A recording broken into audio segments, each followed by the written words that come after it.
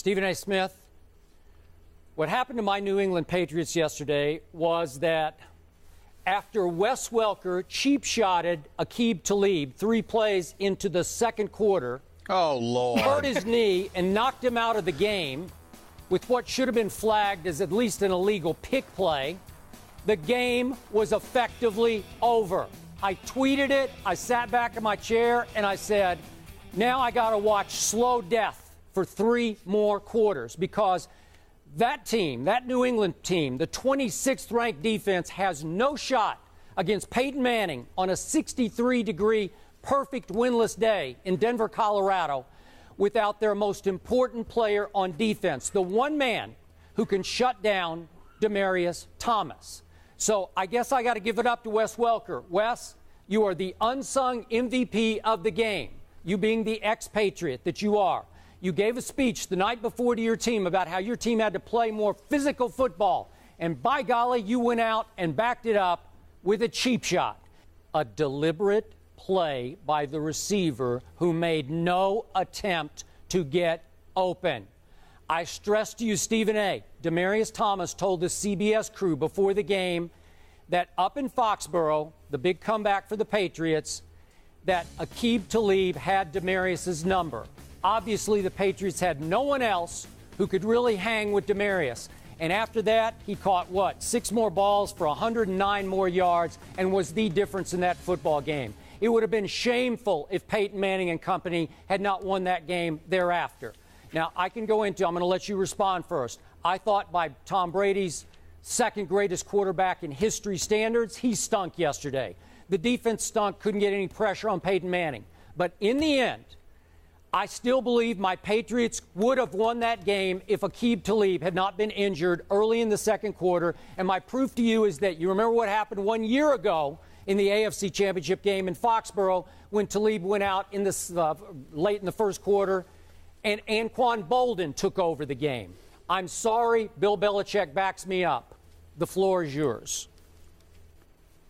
Well, first of all, I mean, you're doing everything but shedding tears. I find your position to be utterly laughable, to be quite honest with you. Oh, really? Bill Belichick Let me is be laughable? very, very clear. Yes. Interesting. I'm sorry. Do I get to speak? Now, the second I question you, all of a sudden you want to interrupt me, taking time away from me. You make a Zip it and nonsensical listen. statement like the bottom that to line start. is, well, excuse me, it's not a nonsensical yes, statement, it is. and I'm gonna tell you why. Because you don't even know why I find your position laughable. You're so defensive because you were wrong about your pick, and unlike me, you can't get over it. I lost Just my chill best player. and listen. I'm not talking about Wes Welker and Aqib Talib. Even though I disagree with your assessment, I will acknowledge that hearing Bill Belichick say what he said gives me cause to pause and say, wait a minute here. Thank you. Maybe I should need to go back and look at that too because it's Bill Belichick. But the reason why I find your position laughable, and I'm going to repeat laughable, is because for the first 3 quarters, what does that have to do with New England's offense? What does that have to do with the fact that Tom Brady was missing throws, missed Julian Edelman wide open for a touchdown? What does it have to do with that? What does it have to do with the fact that for the first 3 quarters,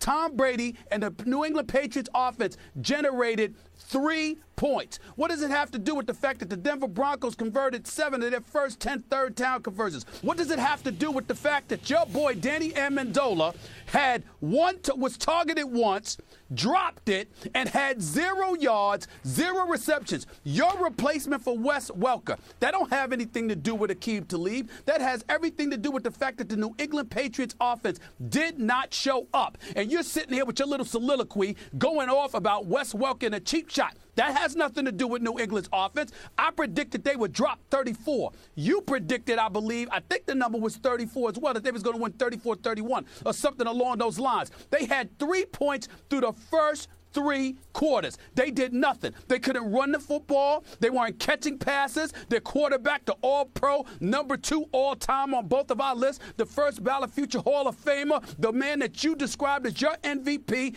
did not show up yesterday. They got outplayed in every phase of the game. So even though I'm going to sit there and pause with Bill Belichick and what he had to say about Wes Welker, because he is the great Bill Belichick, just like he said, we got beat lead in every phase of the game. We didn't show up and play the best that we could, including myself. And he was very hard on himself because he knows he could have done a better job. So you got a Hall of Fame coach that says he could have done a better job. You've got a Hall of Fame quarterback who knows he could have done a better job. You got every grandma out there that watched the game, for crying out loud, that looked at it and said, that's not the Tom Brady I know. That's not the LeGarrette Blount that I know. That's not the Danny Amendola that Skip was talking about. That's not the Julian Edelman that we expected to see, even though he had a pretty damn good game. That's not a whole bunch of stuff that we've been seeing from the New England Patriots, despite the injuries and everything. Dobson, Tompkins, Gronkowski, Wolford, Mayo, Spikes. In the end, what it came down to is that they went up against Peyton Manning and the Denver Broncos yesterday. Peyton Manning showed up, and Tom Brady didn't. That's the bottom line. No matter what happened with Welker and Aqib Talib, the real storyline is that one first ballot future Hall of Famer showed up and dropped 400 yards on him just like I told you he would. And the other dude didn't. Bottom line.